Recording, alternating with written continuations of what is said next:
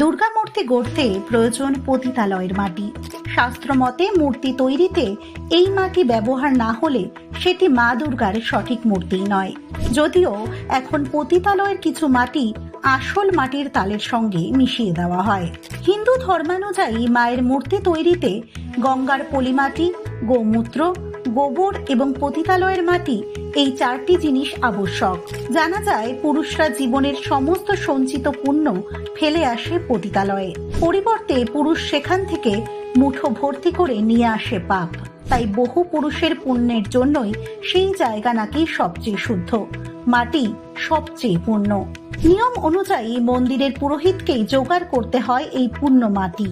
বড় অদ্ভুত এর পদ্ধতিও। মন্দিরের পুরোহিতকে পতিতালয়ের দরজায় দরজায় ঘুরে প্রত্যেকের বাড়িতে একবার করে চাইতে হয় মাটি। তা পাওয়া গেলে মন্ত্র পড়ে নিয়ে আসতে হয়। ওই মাটি দিয়ে তৈরি হয় মূর্তি। অপর একটি প্রচলিত বিশ্বাস, 9টি রূপে পূজিতা হন মা দুর্গা। তার মধ্যে নবম রূপটি পতিতালয়ের প্রতিনিধি। সমাজ যাদের দূরে ঠেলে দিয়েছে, যারা সমাজের কাছে ব্রাত্য, তাদেরই কাছে টেনে নিয়েছেন আদিশক্তি। মায়ের কাছে সকলেই তার সন্তান, সকলেই সমান।